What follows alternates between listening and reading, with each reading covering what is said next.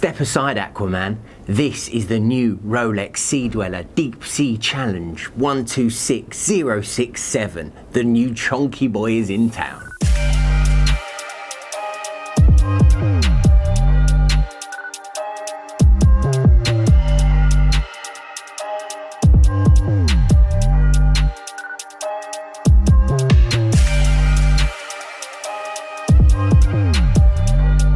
Well, it's not shy, is it?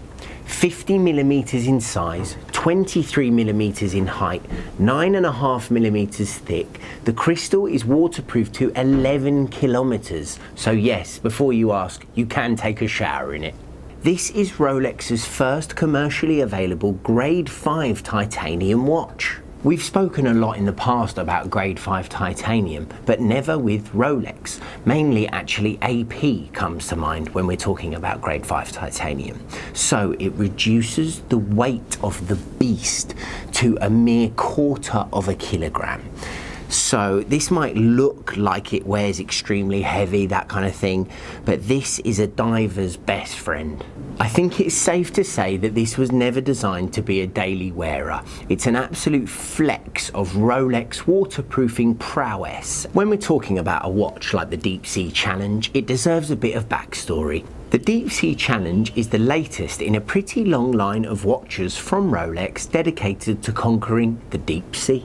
The Deep Sea Special, which was one of a handful of the same named experimental Rolex deep divers, went down to the Mariana Trench in 1960 while strapped to the exterior of the Bathyscaphe Trieste, which was piloted by Jacques and Auguste Piccard. The Trieste and Deep Sea Special No. 3 are both on display at the Smithsonian Institute. Such is their historical significance.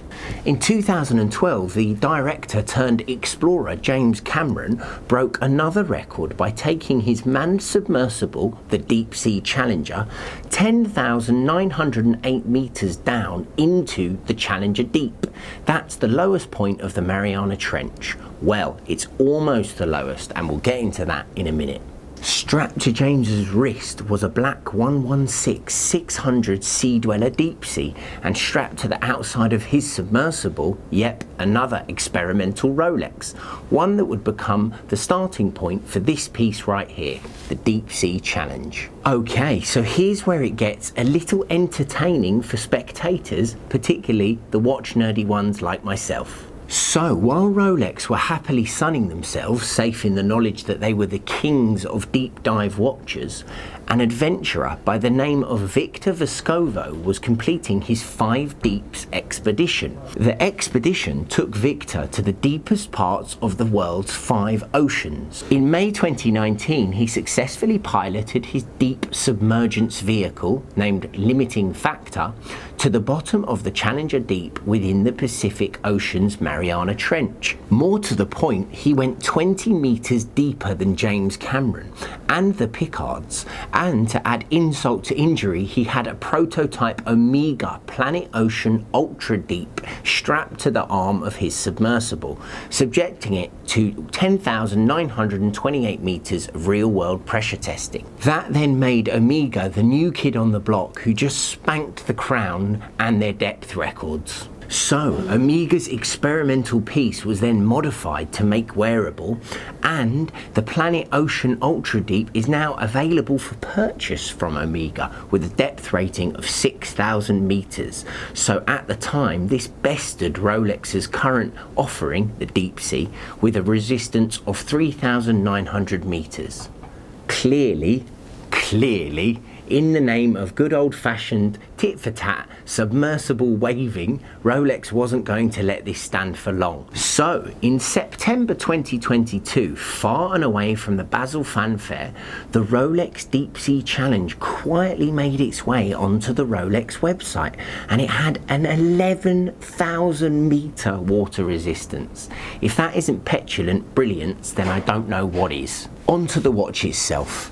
It's just a massive feat of over-engineering. As soon as you pick it up, you just can't believe that this has been made. So this is the first titanium watch made by Rolex. They've previously made a titanium Yachtmaster for sailor Ben Ainsley, which at the time prompted that perhaps titanium was making its way through Rolex's foundry. But I'm not sure anyone expected it to come through for its first little appeal as this.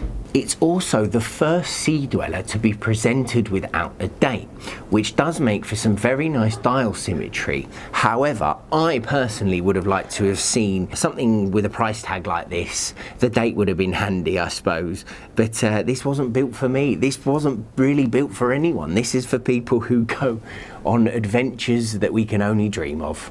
On the case back, Rolex is making sure that you know about its achievements with the inscription Mariana Trench and the dates 23rd of the 1st, 1960 and 26th of the 3rd, 2012, which mark the Trieste and Cameron dives. A nice little touch for collectors there.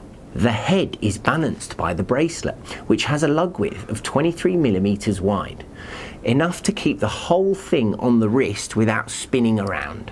I'd say it's wearable, particularly for those with larger wrists who are used to chunky monkey watches like the 47mm Panerai, for example. But I think in order to appreciate it, you have to find joy in the tech and the testing, indeed the history that has gone into this piece, rather than its versatility as a daily wearer or how silly that you might look wearing it. It will sit brilliantly with the wider collection, and it definitely is a talking point piece. Let's face it, if you were wearing it from day to day, you're probably going to hit it on door frames, people, baths, anything you can find really. Whether I personally wear it or not, I'm really glad that it exists, and I'm glad and excited to see where Rolex will go with their newfound use of grade 5 titanium. Please do hit us up in the comments. Let me know if there's any of the pieces that are currently out there that you'd like to see in titanium. Titanium Daytona, anyone? Let us know if there's anything that you would like to see, and I'll look forward to seeing those comments and replying to them soon. So where have the prices fallen on these extra large deep sea challengers? The price on this is £45,000.